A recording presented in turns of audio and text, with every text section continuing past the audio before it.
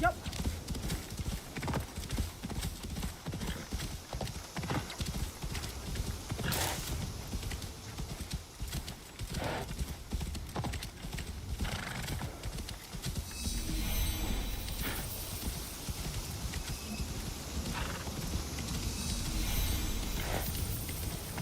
Hold on.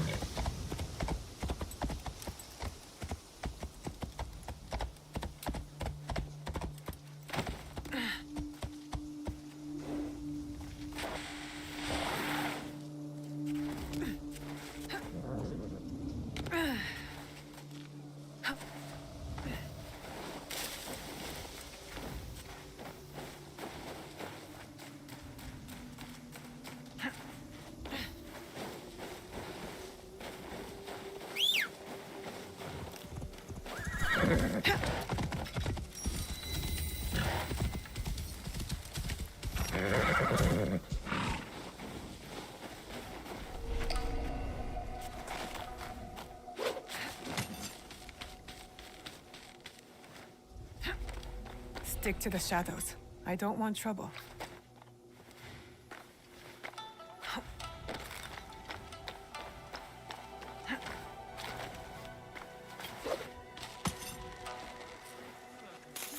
What is it?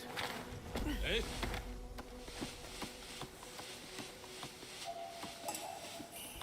Stop him! I will end you!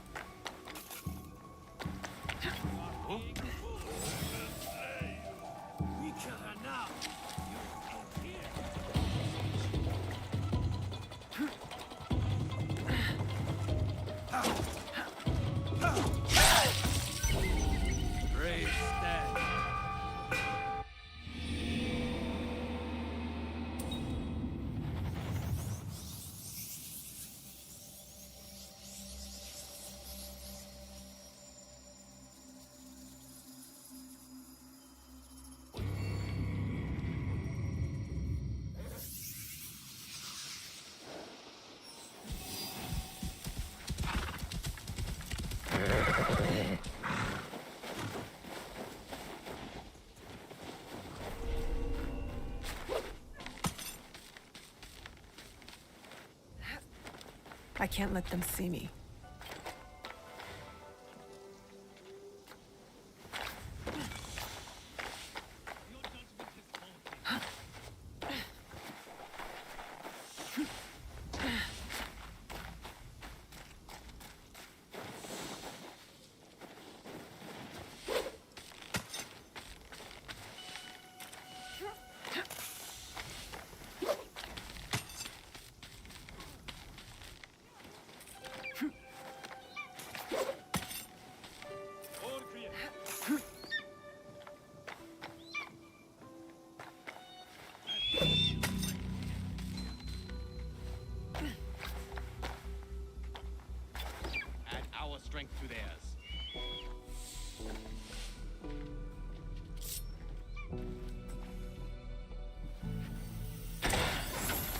horsemen will take up the rear. Get on! He went outside! Stop her! Get up here! Bring her down! I don't know where they went. Stop her!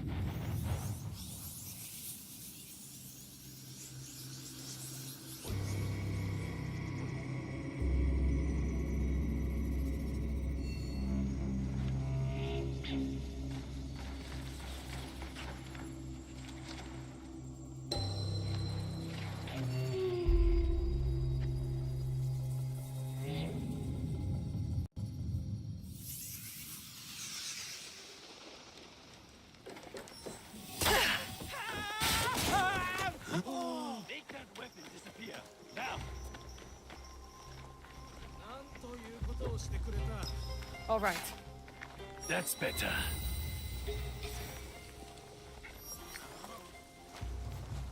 My feet are killing me. When you think as many battles as we have, while you kept doing that for your immediate kill, my body is all this race.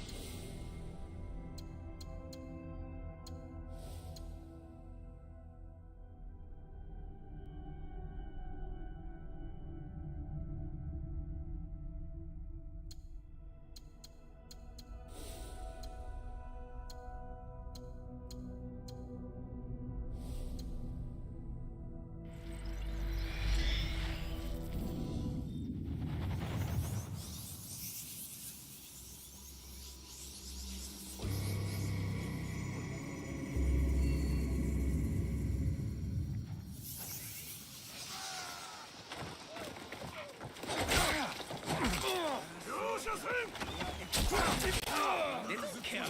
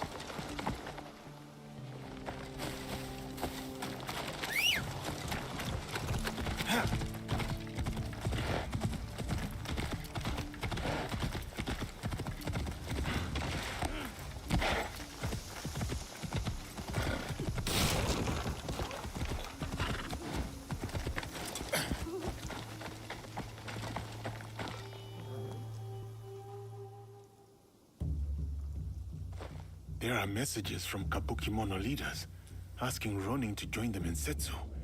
They seek to boost their strength with numbers.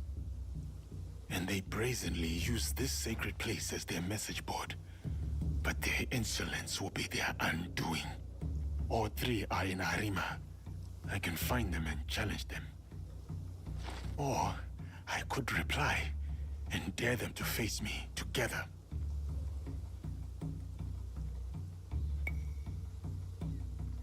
Those three have forgotten what it is to be samurai. There is no honor in preying on the weak.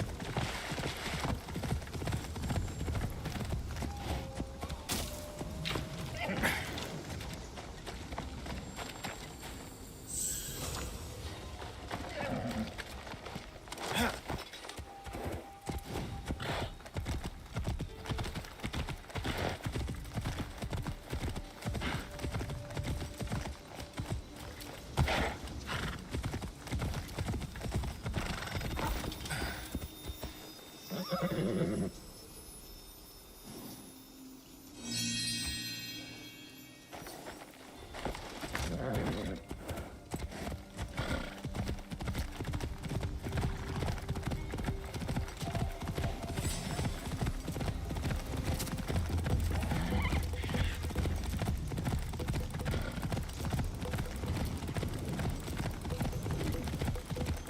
あ走れ。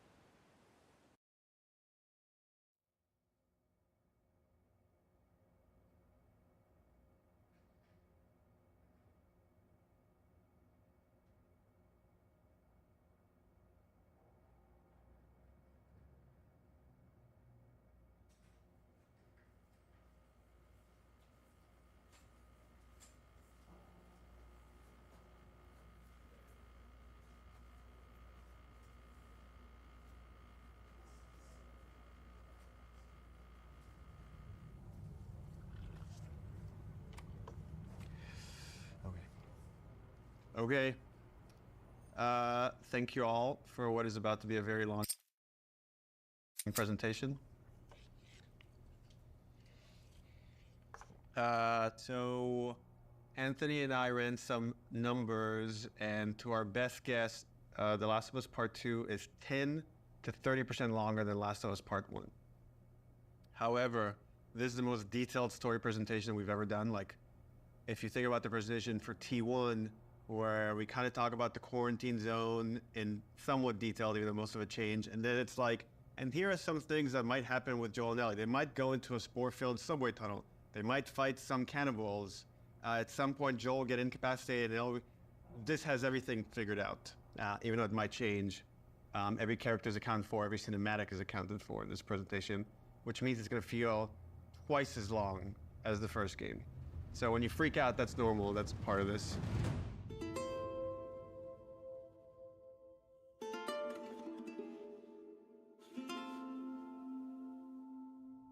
Oh, this is about an hour and a half to 2 hours. So hopefully you got your pee break. Okay.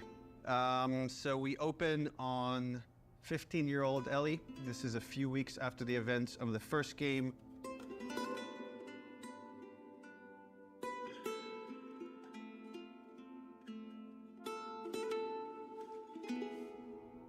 There's a doorway leading down to this basement, and Ellie sees Tommy, and he's just finished climbing out of this basement, and he's hurt bad, and he's rambling about something, needing to go after these people. Ellie's trying to ask him what happened, where's Joel, and he doesn't make any sense to her, and she starts to go downstairs.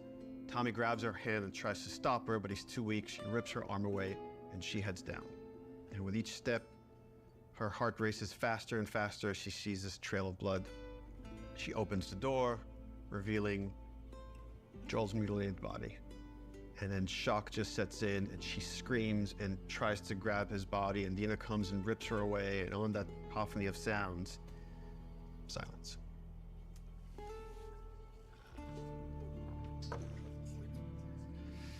Oh, we're just getting started.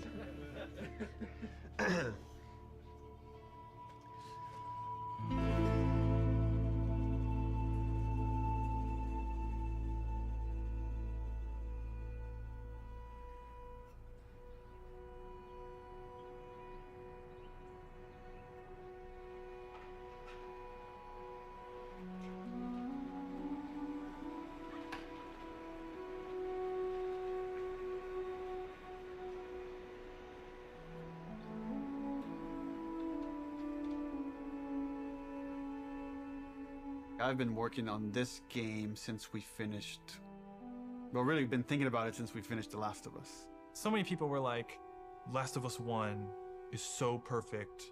It should never have a sequel. They shouldn't make a sequel. They're like, oh, it wrapped up super great. But I think actually, if you look at the ending... Swear to me that everything that you said about the Fireflies is true. Ellie is accepting a lie. I swear. Okay. She has a very good bullshit detector. She knows something doesn't feel right, but I think is too scared at that point to ask. How long can you really live with accepting a lie like that?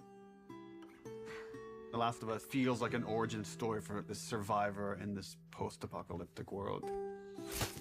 Seeing like how Ellie has become such a strong, unique character, it really felt like, you know, if we were to do a sequel, it'd be a shame for it not to focus on her. Move the fuck out of the way. Yeah, once we're done with this whole thing, I'm gonna teach you how to play guitar. Yeah, I reckon you'd really like that. What do you say, huh? Joel, he's gonna teach Ellie to play guitar. That always felt like that's just this like unanswered promise that like was kind of lingering at the end of the first game. We did this thing called One Night Live, where we had the actors come on stage and reenact certain scenes.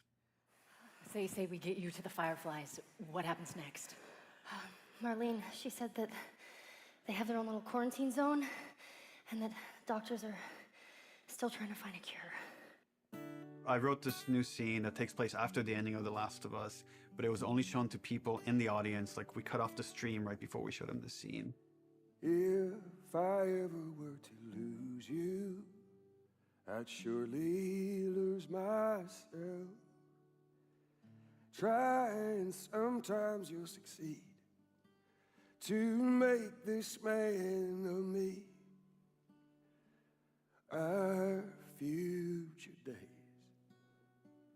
days of you and me.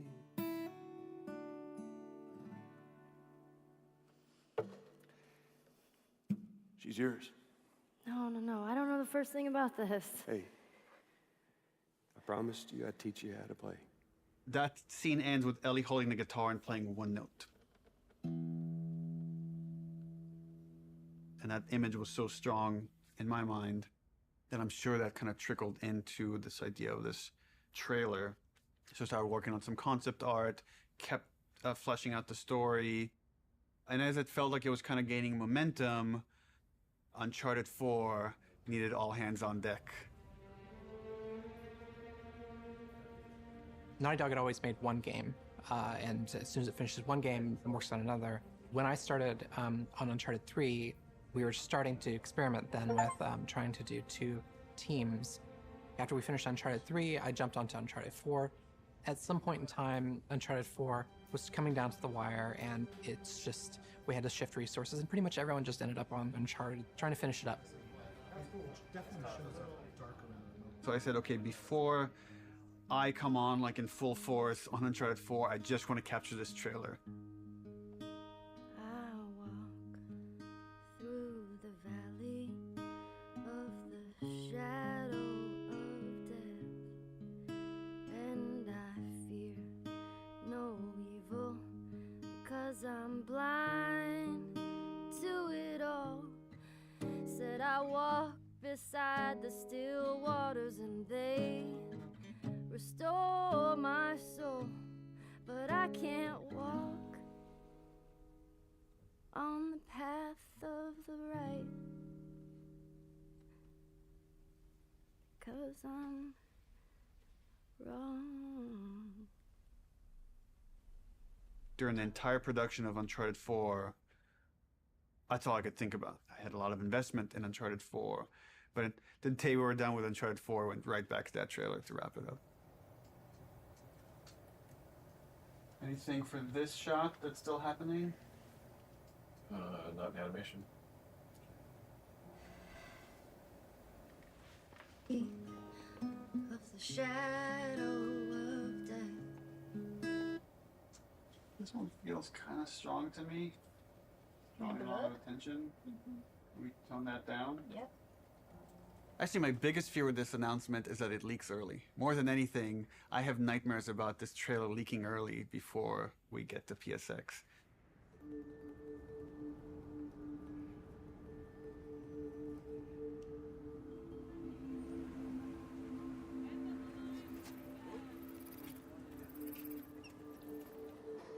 If we're gonna surprise people, PSX, the PlayStation Experience, hasn't set itself up yet as a place where big titles get revealed. That's E3.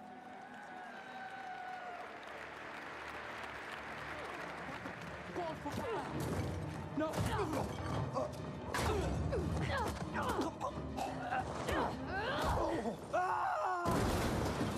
We're revealing the Uncharted single-player content at the opening of the show. You're late.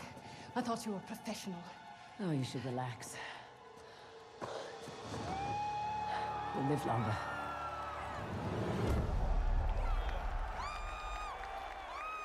No one's gonna expect a second Naughty Dog title to be revealed in the same press conference. Please welcome to the stage, Sean Layden. There's one more special unveil we have for you tonight. Please enjoy it.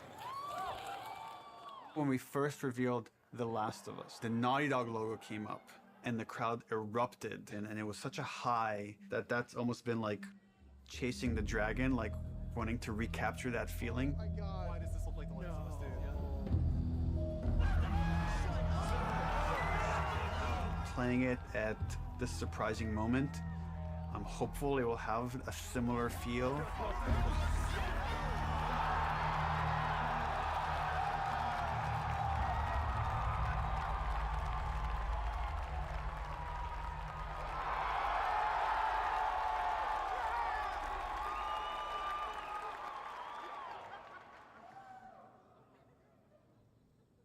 What are you doing, kiddo? People outside the studio have such an attachment to the first game, and I've definitely seen fears about not wanting to make a sequel because somehow if it's bad, it will tarnish your feeling about the first game. I'm gonna find. And I'm gonna kill. Every last one of them. We're doubling down on those fears and not calling it The Last of Us some subtitle. It's The Last of Us Part 2 to say it's all one story.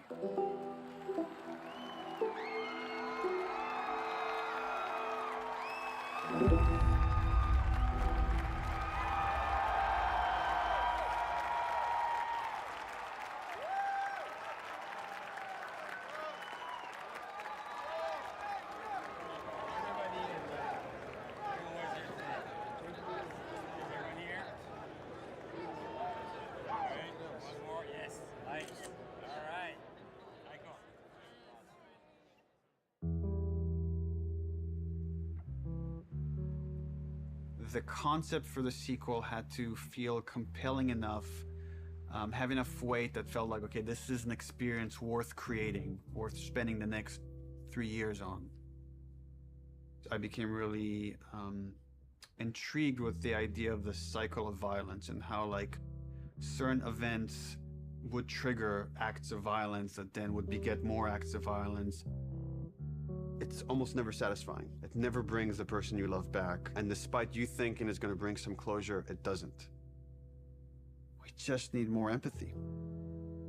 Wouldn't it be awesome if we could create an experience that lets you safely explore those feelings?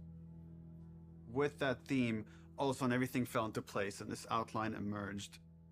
The whole catalyst for what starts the second game is Joel killing the doctor.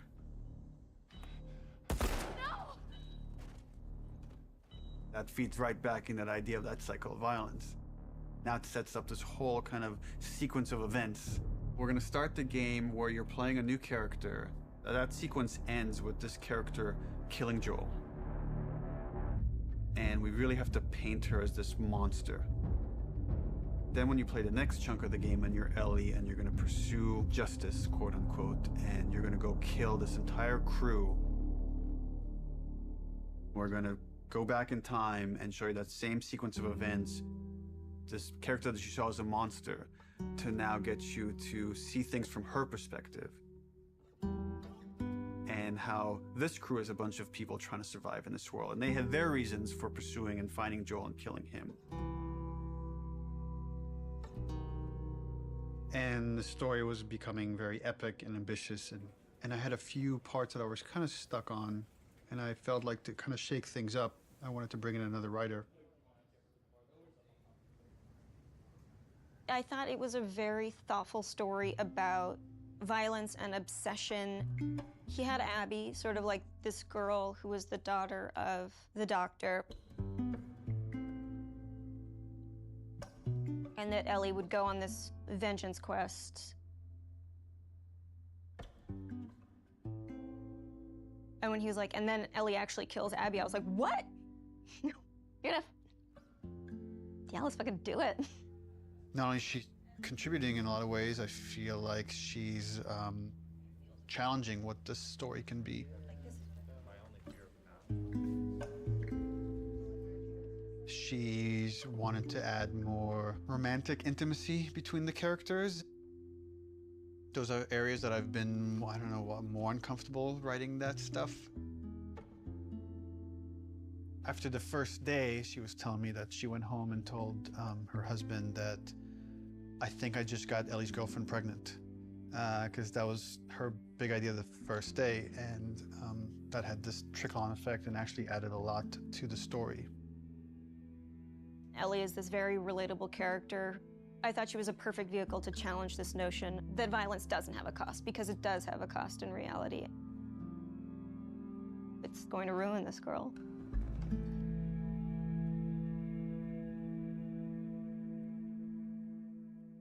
You know, people love Joel and Ellie, and we are about to kill one and make the other one a villain. I was very nervous telling Troy we're going to kill off Joel. In the first game, he was advocating that Joel should die.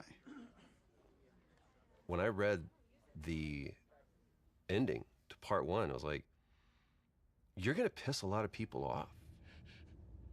Let me go. Marlene is the closest thing to a parent that Ellie has had outside of Joel. You just come after her. A lot of people got hurt, and Marlene would be one of those people.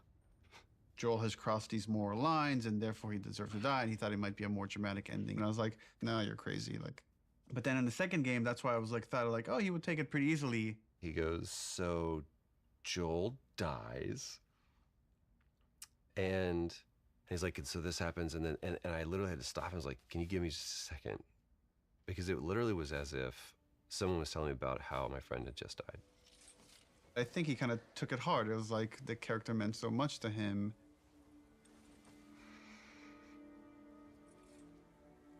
We're gonna kill off this character. His role is gonna be much smaller on this one.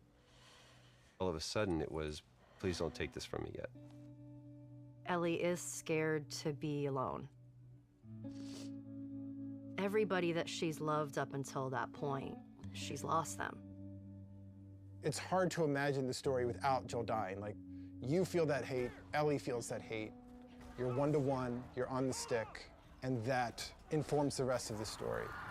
This way, come on!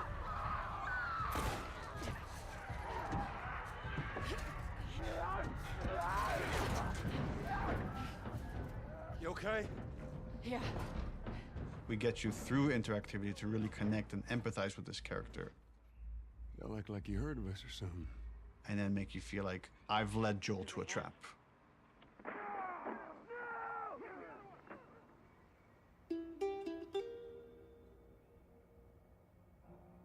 When we started out making Last of Us Part 2, Neil actually wanted to be very ambitious about changing the game almost entirely. In the first, like, 4 or 5 months, the game was actually kind of an open world, inspired by Bloodborne.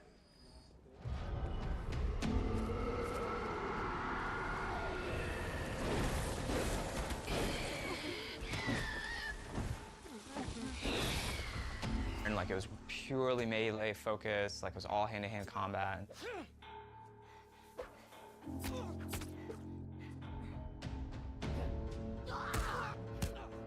It wasn't just the melee combat, we were also looking at sort of layout structure. Bloodborne had a very sort of an open space that sort of kept getting bigger and bigger as you explored. I really like that feeling that you get of mastery over the world. It starts to become kind of almost a character in the game itself. And so that was also something we were looking at. We started out making it as different as humanly possible from the first game as we could, and then kind of dialing it back. The open world thing didn't work with the story that we were trying to tell and stuff. So in pre-production, we spent a lot of time just doing setups. I've got your back. Self-contained sort of units that tried to expound on a single sort of idea. Trying to start out with sort of simple shapes and building up to more complex shapes. And starting out with 1 or 2 mechanics and building up to those mechanics. Hey! Even our experiments, we try to add like as much context as we can. Like we establish a goal that you're gonna be going for. We establish beats so that there's like an emotional journey, the stakes are raised. Figuring out some traversal stuff, a lot of climbing and balance beams and seeing how far we can sort of push in that direction without it getting over the top like Uncharted. More sort of verticality, more use of grass and stealth. My name is Arnaldo Lisea. And what do you do here? I do design. I know. How long have you been doing that? A day. I got an opportunity to work in QA, and that was That was a great learning experience. I shipped The Last of Us and Uncharted 4. The thing I'm proudest of is the people who came in to a quality assurance job as a contractor, which is entry-level work, and used that job to get to where they ultimately wanted to be. When I interviewed for the QA position, I specifically said that my goal was to be a designer. He had formed this relationship with design where they knew they could rely on him, spending his free time designing a demo, and at the same time, him going to them and not being like, here's 50 bugs you need to fix. He went to them and was like, what do you need? How do I help you?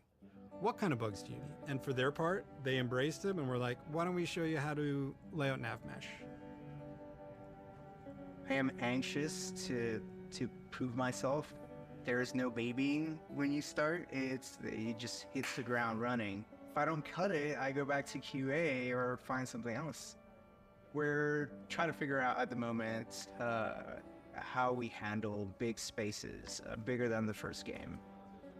The enemies are too spread out to be really considered like one single small encounter. And seeing what behaviors we need to start developing for them to make it look good.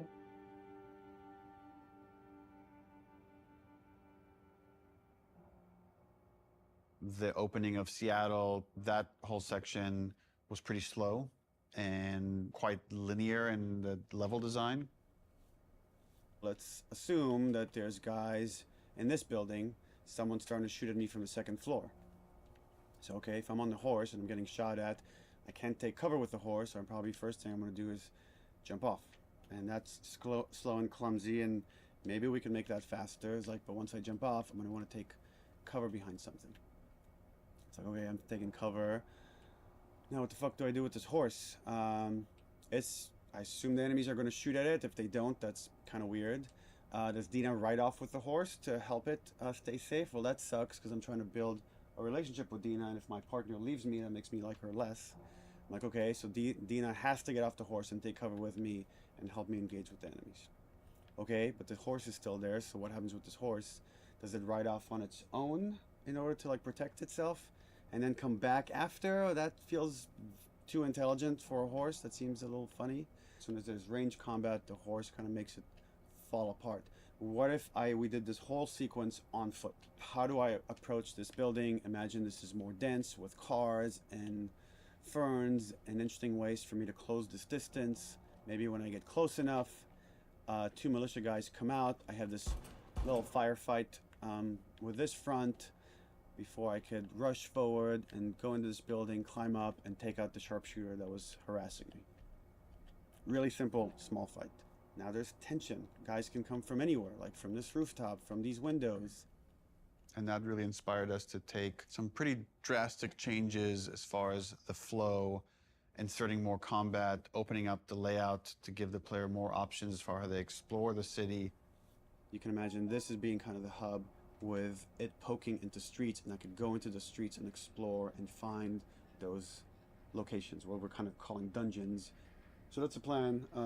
Some of these changes are big, but it got us excited. This feels like a true evolution of T1 as far as going more systemic and giving you options.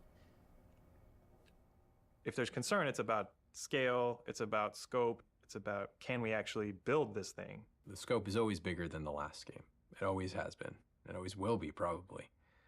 But this scope on this game is something pretty extraordinary.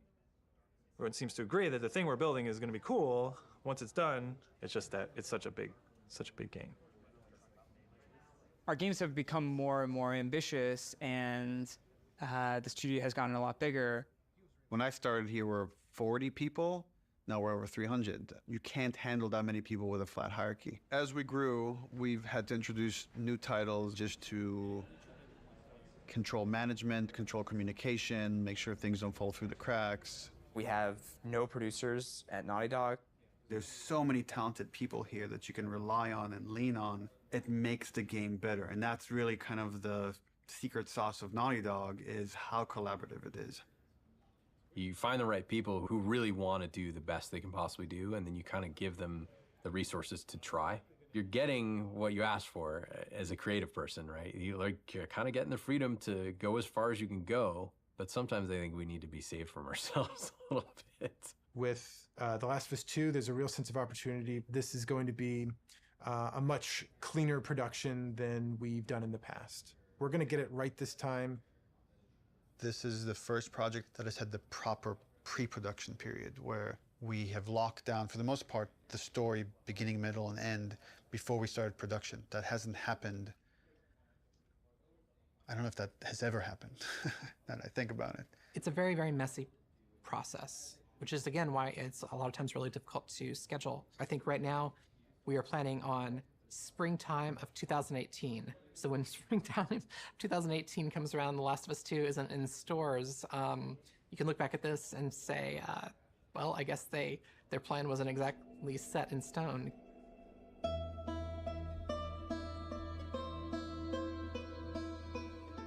Historically, we've done very poorly at being efficient without the pressure of an external deadline. Every time we have some showing of our games, if it's going to be seen publicly, it's got to be one of the best looking playing things in the industry. For example, the first trailer was coming online, and that forced us to define the look of our game, define the location of where the game takes place, define Ellie's look and her age and her hair and her outfit. We're forced to make those choices. We can't just keep iterating because there's a deadline.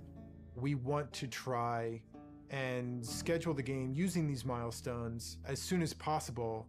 Which means we got to keep the marketing rolling, which means next E3, 6 months away, we need to look at a gameplay demo. E3, it's always been the biggest and most extravagant showing of the game industry. There's something special about the energy of E3. We need to figure out what the gameplay is, because right now it's just we've got a bunch of like cool prototypes and stuff like that, so it's scary, but we work well under pressure. We're hoping to be really aggressive and show at E3 2017 just to really kick the project into gear as fast as humanly possible. We want to break it up into a roughly 2-minute cinematic, a flashback sequence that will set kind of emotional context for what will then go into a 5-minute gameplay sequence. We want to do this festival within Jackson. Like there'll be like a live band and we're just seeing people lively having fun. And for the crowd, are you thinking 30 plus people? Frank says we could do a 30 variation. I think we can make that work with 30. Yeah. Dina pulls Ellie onto the dance floor. Ellie's dancing with her, is making all these guys jealous, and then Dina says, "You want to make them really jealous?" And she leans over and kisses her. And on that, we do a hard cut to Ellie in the middle of the woods. So the idea is we shouldn't see any buildings, just woods, water, ankle-deep water rushing underneath her. What about rain? Are we still doing rain? I haven't discussed it with the other guys, but... That demo that we show externally for the very first time is setting the bar for the rest of development. But the problem is we're also working on Uncharted 4 Lost Legacy. So E3 is June 13th, which means probably we want to be done, what, like 2 weeks before that, which is 4.5 months from now. With Lost Legacy shipping at around the same time of E3, there are shared resources between the two projects. Especially sound and particle effects, so they were all on Uncharted. When it comes to the polish phase, both we're polishing this and that thing and SPDLC at the same time. I don't think there's any specific item that needs to be worked on, but I think there's going to be programmer time doing both those things. And there are going to be times when it's like this needs polishing in E3 and this needs polishing in SPDLC, and like we're going to have to compromise at times maybe. We kind of just didn't have it at the forefront of our minds that, yeah, they're frickin' shipping a video game. It's literally the hardest part of making the game is shipping it. And we were trying to ship a demo, the second hardest thing you can do, at the same time and sharing a lot of their resources. So one thing would be helpful is to find out what are the items that you feel like you're most worried about. Like let's say rain. We could do this thing without rain. So if that helps you a ton, we can make the decision now to remove rain. It would definitely help. How about wet hair? Well, if she's going to be swimming, then can't really get around that, right? How about no swimming? Puts on a cap. I got like a really clear energy of the meeting, which was how do we shrink it? It was such an impossible task. You can't help but start feeling some doubt, some anxiety about the leadership, not understanding the logic of it. You know, I think like anybody else here, I was definitely ready to roll up my sleeves and figure it out. All right, guys, we're gonna try to keep this pretty short. I guess. So after yesterday's meeting, there were a lot of side conversations, and there was sort of a sentiment about how much work there was to get not only this demo done to ship the Lost Legacy, and it matched up with feelings that we were having. So we started discussing the responsibility of actually attempting this, and started to feel that it was a little bit irresponsible. That if we were to try to meet both these deadlines, we could probably do it, but we would end up doing a lesser job on both projects, both deadlines, than we would if we were doing them individually. And feels like they're both important enough to give them the due attention. So the conclusion that definitely is there is that the demo that was discussed yesterday will not be presented at E3. Yeah. Does it mean that our main point should be just focusing on more shipping before? The Lost Legacy? Yeah. Yeah, definitely. But I mean, we should still try to. We don't, like I said, just want to just completely halt work on this, and all hands on deck on Lost Legacy. The idea is still to finish the demo, just to give us a buffer, so that these two deadlines aren't overlapping. Okay. It's just now we have more time to work on this demo properly without the pressure. Once that meeting happened, it was just like, right, of course. I'm not in the Twilight Zone. It makes sense not to do this. It felt really nice seeing the leadership kind of having the team's back and seeing the logic of the situation in front of them. That's it. Cool. Thanks. Okay, so are you pissed off? Am I pissed off? No. What am I? I guess in one sense it's relieved, because there was concern of whether we could hit the quality that we know we need to hit for both Lost Legacies and for what was going to be our E3 demo. And then on the other hand, it's kind of disappointed, because I was excited to get this demo done and get it out there and get the reaction, but now it's going to have to happen at some other point. What we've decided to do is deliver the demo at around the same time, but that's going to be purely internal, and the demo won't be 100% shippable. Gameplay and design and animation are going to be locked in June. Then we back off, we finish Lost Legacy, and then resources free up to finish the particle effects, the lighting, and the sound. And then we ship just the glossiest, best looking demo you've ever seen. We burn that to a disc at the beginning of January, and then we don't touch it again, and nobody sees it until E3. It's going to be really interesting to see if we can really, really commit to being done, 5 months, 6 months in advance of E3, and not be tempted to say it could be a little better, let's go back.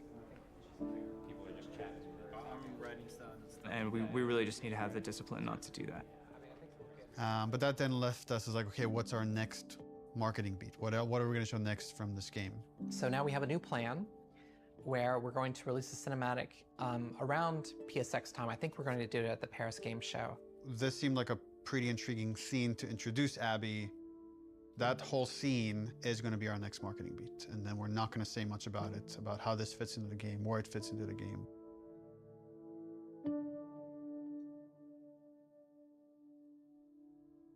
Abby evolved over time, and if you look at the concept art, the character looked very different than where we've ended up.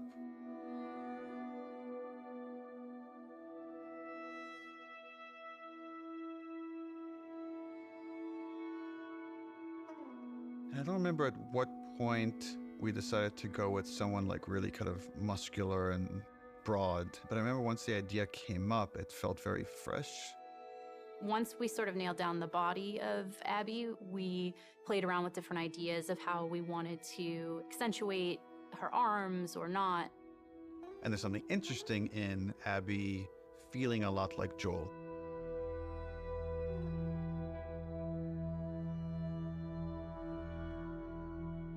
So when I got cast, Neil was like joking around, and he's like, "You should probably beef up in order to play her." And I'm like, "Ha ha ha, yeah, it's mocap, whatever." And he goes, "No, really, you should probably beef up to play her." And I was like, "Oh, yeah, you're right. I should totally start deadlifting as much as possible." So I did, and I was training like crazy, and then I got pregnant. What are you gonna do? We need to separate her from Ellie. It shouldn't feel like I'm playing a reskinned Ellie, that Abby should, in many ways, look, behave, fight differently.